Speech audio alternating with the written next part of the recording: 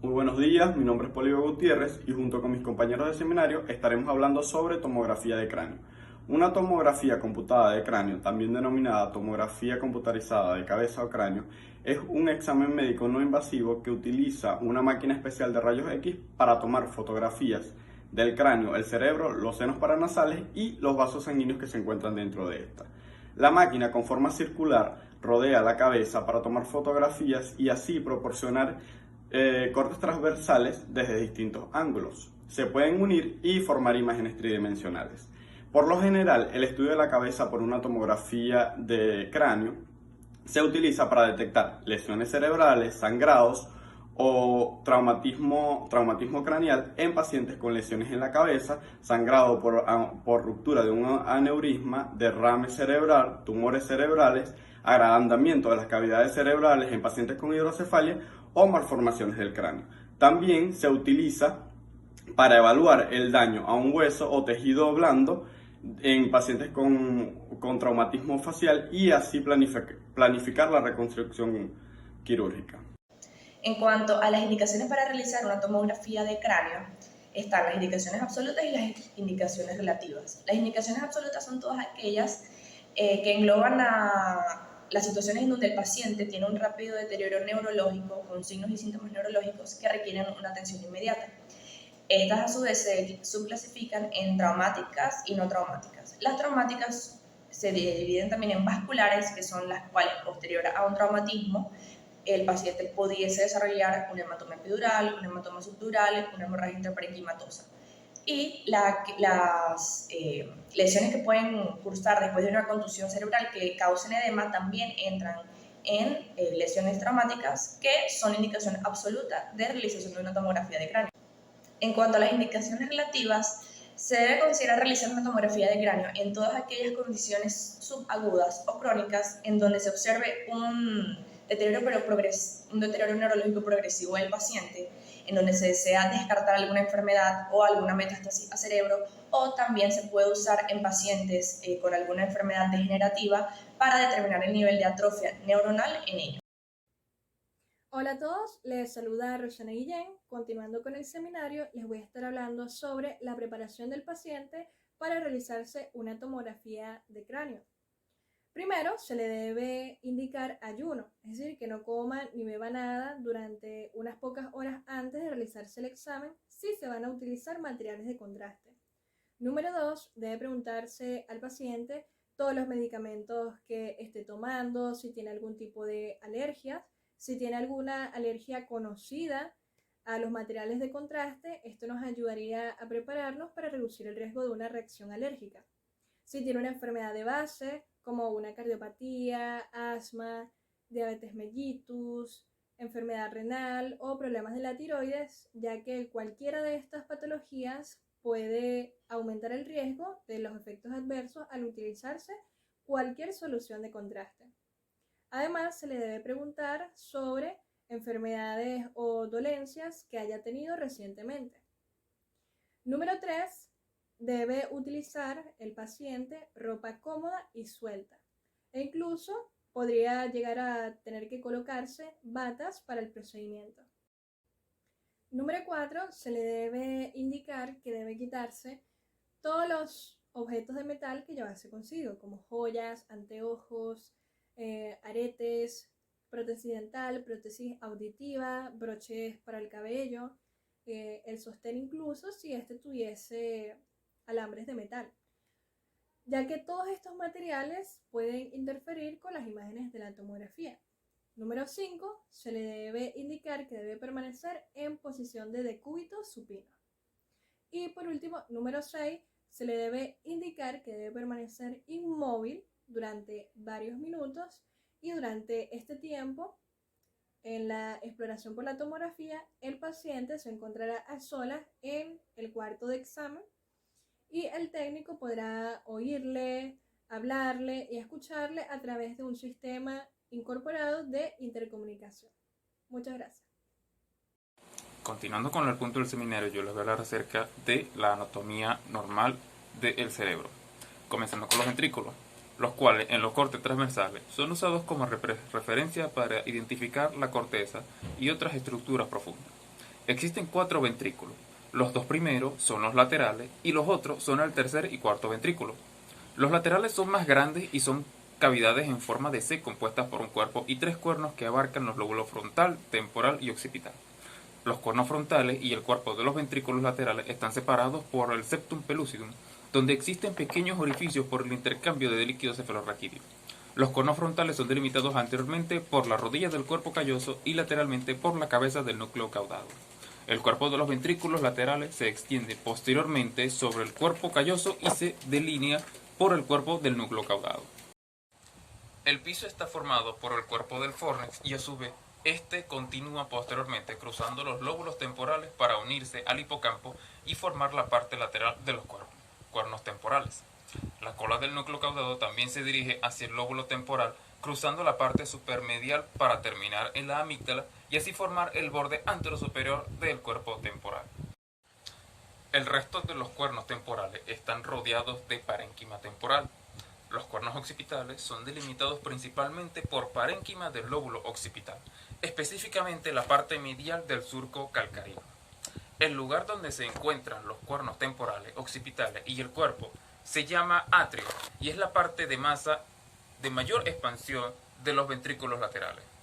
Los ventrículos laterales se comunican con el tercer ventrículo a través del agujero de Monro. El tercer ventrículo se encuentra situado en la línea media entre los dos tálamos, inferior y medial, a los cuerpos de los ventrículos laterales. El piso está formado por el tuber cinereum y los pedúnculos cerebelosos, y el techo es el velum interpositum. El tercer ventrículo se continúa con el acueducto de Silvio, y este se origina en la parte inferoposterior del tercer ventrículo y desciende hasta expandirse en el cuarto ventrículo, que se encuentra en la fosa posterior entre el puente y el cerebelo. Con respecto a los hemisferios cerebrales, estos están separados por la hoz del cerebro y por cisuras interhemisféricas, las cuales diferencian los lóbulos cerebrales. Los surcos subdividen los lóbulos en circunvoluciones o giros. Las dos cisuras más evidentes son la de Silvio y la de Rolando. La cisura de Silvio separa el lóbulo frontal del temporal y la cisura rolándica divide el lóbulo frontal del parietal. No existe una estructura anatómica que divida el lóbulo parietal del occipital. Medialmente, los dos hemisferios están conectados por el cuerpo calloso. La cisura calloso-marginal separa al cuerpo calloso del giro del cíngulo, que a su vez se aleja del lóbulo frontal mediante el surco del cíngulo. Se puede apreciar que el lóbulo frontal tiene múltiples surcos que generan las circunvoluciones orbitofrontal, frontal polar y frontal inferior, entre otras. Muchas gracias. Saludos, mi nombre es Carmen Hernández y para continuar con el seminario y la anatomía normal radiológica del cráneo, hablaremos sobre la materia blanca en los hemisferios. Esta va a estar formada por los axones de las neuronas de la corteza cerebral y los ganglios basales. Algunas de estas fibras, llamadas comisuras, son interhemisféricas, es decir, están entre los dos hemisferios, y otras son intrahemisféricas, es decir, que conectan a los lóbulos adyacentes. Las comisuras interhemisféricas son la comisura anterior que conecta a los lóbulos temporales, la comisura posterior que conecta el núcleo rostral del mesencéfalo, posterior al tercer ventrículo, y el cuerpo calloso. Y las comisuras intrahemisféricas son las radiaciones visuales que conectan a los cuerpos geniculados laterales con el lóbulo occipital, el fascículo longitudinal superior que conecta el lóbulo occipital con los lóbulos parietal y frontal, el fascículo arcuato que conecta al lóbulo temporal con el fascículo longitudinal superior y el fórnix que conecta al hipocampo con los cuerpos mamilares. Pasando a la fosa posterior, esta contiene al cerebelo, al mesencéfalo, puente y bulbo raquídeo y es delimitada por los huesos occipital, petroso y clivus. La fosa posterior está dividida en dos compartimentos por el cuarto ventrículo. La parte anterior es ocupada esencialmente por el tallo, mientras que la parte posterior es ocupada por el cerebelo. En cuanto al tallo, este está compuesto por tres estructuras anatómicamente distinguibles, como son el mesencéfalo, el puente y el bulbo. El mesencéfalo consiste en los pedúnculos cerebelosos y los colículos. Los pedúnculos cerebelosos van a estar a su vez separados entre sí por la fosa interpeduncular. El puente tiene una protuberancia anterior que es formada por los pedúnculos cerebelosos y las conexiones pontocerebelosas. Lateralmente descansa sobre el borde lateral del hueso petroso. El espacio entre el borde lateral del puente y la parte anterior del cerebelo se llama el ángulo pontocerebeloso y este es ocupado por líquido cefalorraquídeo. A través de este espacio pasan el séptimo y octavo par craneal para entrar al conducto auditivo interno. También es atravesado posteriormente por los pares noveno y décimo y superiormente por el quinto par craneal. El bulbo raquídeo es la porción más caudal del tallo y esta se va a conectar con la médula espinal a nivel del foramen magno. Es separada del puente mediante el surco transverso y, para diferenciarla del puente, están las pirámides que van a formar una protuberancia en su cara ventral. El cerebelo está compuesto por 2 hemisferios y un vermis. Este se encuentra unido en la parte posterior al tallo cerebral, en la fosa posterior, inferior al lóbulo occipital. La parte superior va a estar constituida por una prolongación de la dura madre conocida como tienda del cerebelo o tentorio. Se usa como referencia y además determina estructuras superiores como supratentoriales y las inferiores como infratentoriales. En cuanto a las calcificaciones fisiológicas, estas se van a asociar a la edad y por lo general no tienen connotaciones patológicas. Se pueden apreciar principalmente en los ganglios basales, en la glándula pineal, en la dura madre, en las granulaciones aracnoideas, en los plexos coroideos y en cerebelo. El 40% de las personas mayores de 30 años van a tener calcificaciones en la glándula pineal que van a medir menos de 1 centímetro de diámetro. Sin embargo, cuando estas tienen un mayor tamaño, pueden representar la presencia de un tumor. Muchas gracias. Hablaremos ahora sobre la patología radiológica, donde encontraremos el hematoma epidural, que es la acumulación de sangre entre la dura madre. Hay que recordar que la dura madre es la capa que recubre al sistema nervioso central por fuera y el cráneo por dentro. En los hallazgos radiológicos encontraremos unas lesiones de hiperdensidad que van a ser similares a un balón de fútbol o una tienda de campaña. Luego tenemos el hematoma subdural. Generalmente es ocasionado por una lesión en la cabeza lo suficientemente fuerte para provocar la ruptura de los vasos sanguíneos, aumento de la presión en el cerebro debido a la acumulación de sangre que se está presentando allí. Daña parte del parénquima del cerebro y se asocia con sangre acumulada en este espacio, el denominado espacio subdural. En los hallazgos radiológicos encontraremos lesiones hiperdensas similares a un cuarto menguante. Luego tenemos la hemorragia subaranoidea, que suele ser traumática y no traumática. Se puede dar por la ruptura de un aneurisma, un tumor. Se evidencia sangre en el espacio subaranoideo. Se puede ocurrir en casos donde posterior a una ventriculostomía pueda ocurrir esta acumulación de sangre. En los hallazgos radiológicos se puede identificar lesiones hiperdensas en las zonas de declive, que sería en la zona donde normalmente se acumula el líquido cefalorraquídeo y se forman las denominadas cisternas. Luego tenemos la contusión hemorrágica. El mecanismo de daño es por lesiones de desaceleración. Las manifestaciones dependen del sitio donde está ubicada la lesión y los hallazgos radiológicos encontraremos hiperdensidades intraparenquimatosas, en su mayoría asociada a fracturas. Y luego tenemos la enfermedad cerebrovascular, que se van a dividir dos tipos, hemorrágica y no hemorrágica. La hemorrágica está asociada a un dolor agudo, posterior al consumo de medicamentos, estrés, a la realización de ejercicio extremo, y la hemorragia puede desplazar a la línea media. Y en lo hemorrágico existen cambios en las densidades, cambios de acuerdo al tiempo de evolución e inclusive los vasos se pueden apreciar hiperdensidades cuando se realiza un ataque simple. Muchas gracias. Buenas, mi nombre es Carlos Hernández y me corresponde dar continuidad a las patologías radiológicas. Nos podemos encontrar también con trombosis de los senos venosos, donde aparte de trombosis de los senos también hay trombosis de las venas cerebrales. Aquí hay un aumento de la presión intracraneal que está a pesar de que no haya dilatación a nivel de los ventrículos ni tampoco la presencia de hidrocefalia. Tenemos la neuroinfección. La neuroinfección suele ser ocasionada por patologías tales como la neurocisticercosis, la toxoplasmosis, que son de esas patologías que pueden causar lesiones ocupantes de espacio a nivel cerebral y estas suelen tener un aspecto tumoral y se puede presentar en cualquiera de las regiones cerebrales. Tenemos los abscesos cerebrales. Estas son lesiones que son circunscritas, bien localizadas y que además contienen una cápsula con edema periférico.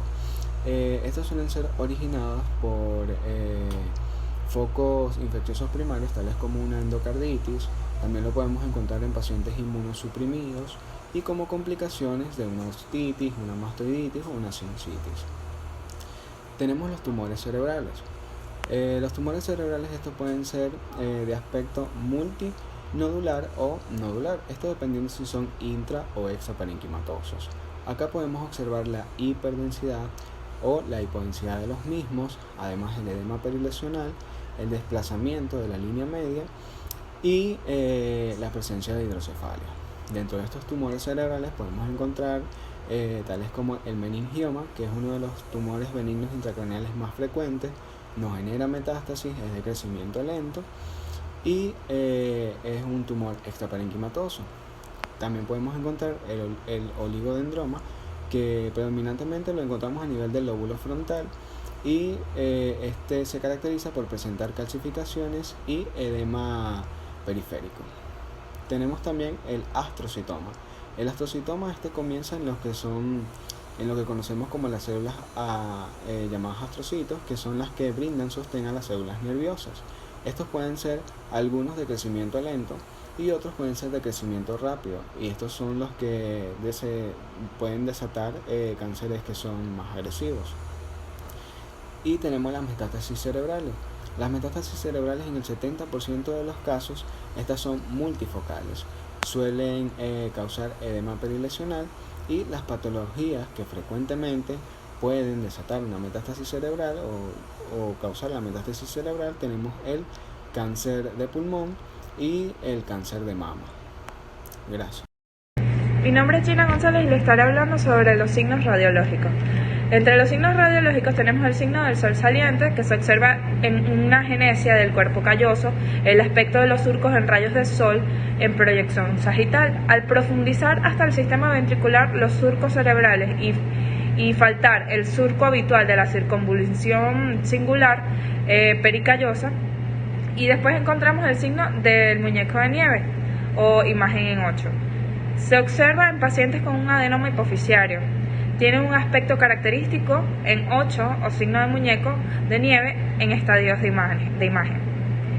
Y por último tenemos el signo de la arteria cerebral media, que se observa en casos de enfermedades cerebrovasculares hemorrágicas con afectación de la arteria cerebral media, también llamado signo de la cuerda.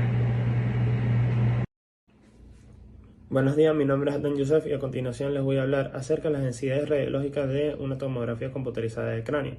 Las imágenes producidas van a depender de las densidades diferenciales que componen el objeto analizado. Esto quiere decir que cuando vemos las imágenes en una tomografía van a mostrar diferentes tonos grises, que esto van a ir a la par de los patrones característicos de absorción que representan o que tienen los tejidos cuando son expuestos a una radiación ionizante.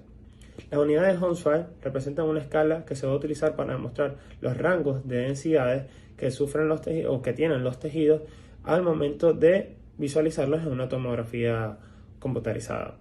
Esto van de los menos 1000 unidades a los 3000 unidades, donde tenemos diferentes tejidos como el aire, que tiene menos 1000 unidades, el agua, que tiene 0 unidades, el líquido cefalorraquídeo, que tiene 15 unidades, la sustancia blanca, que va de las 20 a 30 unidades, la sustancia gris, que va de las 37 a 45 unidades, la sangre coagulada, que va de las 50 a 75 unidades, y el hueso, que va desde los 200 a los 3000 unidades de Hounsfield. Por último tenemos la configuración de cráneo, que esto va a significar configuraciones de pantalla que van a estar representadas por la letra W y la letra L, donde la W viene siendo el ancho de ventana y la L viene siendo el nivel de ventana.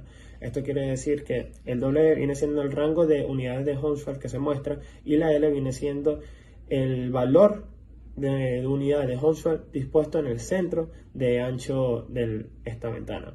Un ejemplo claro es cuando tenemos un accidente cerebrovascular que tiene un ancho de 40 unidades de Hounsfield y un nivel de 40 unidades de Hounsfield, donde esto va a representar que el rango total es de 40 unidades de Hounsfield y que esta densidad está centrada en 40 unidades de Hounsfield. Por lo tanto, el rango total de la misma viene siendo de 20 a 60 unidades de Hounsfield. Cabe destacar que al alterar esta configuración de pantalla nos va a ayudar a reducir el rango de unidades de Hounsfield, por lo tanto nos va a ayudar a maximizar la detección de diferentes patologías en el parénquima cerebral, donde se pueden ver infartos, en la bóveda craneana, donde se pueden ver fracturas, y en tejidos blandos, donde se pueden ver hematomas. Mi nombre es Elizabeth Granado. Continuando con el seminario, vamos a hablar acerca de las proyecciones. En las radiografías convencionales de cráneo se realizan proyecciones anteroposteriores y laterales. En cuanto a las proyecciones laterales, se realizan con el paciente en bipedestación, sentado, o puede ser en decúbito semiprono, con el lado afectado pegado a la mesa, la cabeza en posición lateral, y esta se ajusta al modo que el plano sagital medio quede perpendicular al plano de la placa. El conducto auditivo externo en la línea media de la mesa y el brazo contrario al lado de la afectación, extendido por encima del hombro y la palma descansando en la mesa. El rayo central será perpendicular al plano de la placa, 5 centímetros por encima del conducto auditivo externo. La proyección anteroposterior se realiza con el paciente en decúbito dorsal en el centro de la mesa. Los brazos a lo largo del cuerpo se debe, o si es posible, flexionar el mentón sobre el tórax hasta la línea órbito-meatal, sea perpendicular a la mesa. Entre las proyecciones especiales vamos a tener lo que es la lateral del senos paranasales. Esta tiene la misma posición que para la proyección lateral. El paciente va a estar sedestación o bipedestación. El rayo central a nivel de la línea órbito-meatal. También tenemos lo que es la lateral de la silla turca. Esta adopta la misma posición de la proyección lateral y el rayo central está 2 centímetros por delante de la línea órbito-meatal y 2 centímetros por encima del conducto auditivo externo. La transcraneal. El haz del rayo X se inclina caudalmente para evitar la superposición de la porción petrosa del temporal. También se inclina anteriormente contra más paralelo al eje mayor del cóndilo, o sea, este plano más comportamiento sagital tendrá la imagen obtenida. De forma clásica se analiza en boca abierta y cerrada, y en escasas ocasiones se estudia estadios intermedios.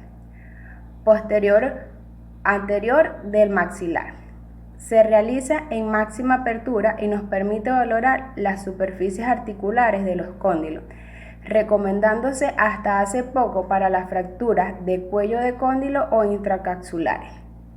La proyección submento-vértex, el haz de rayo es paralelo al borde posterior de la rama ascendente. Nos aporta información sobre los cóndilos, cuellos y ramas mandibulares y la base del cráneo. Es de especial utilidad para conocer la angulación del eje mayor de la cabeza del cóndilo, que nos permita corregir el ángulo de la proyección transcraneal, lateral, oblicuo y de las tomografías sagitales. Para concluir esto, me gustaría recalcarles que la tomografía nos permite mejorar el diagnóstico y el tratamiento. Por eso es de gran importancia conocer sus proyecciones y así poder permitir que las imágenes sean las más adecuadas para observar las lesiones. También me gustaría despedirme dejándolos con un mensaje que nos dejó Hipócrates, donde nos recuerda que un hombre sabio debería darse cuenta que la salud es su posesión más valiosa. Muchísimas gracias.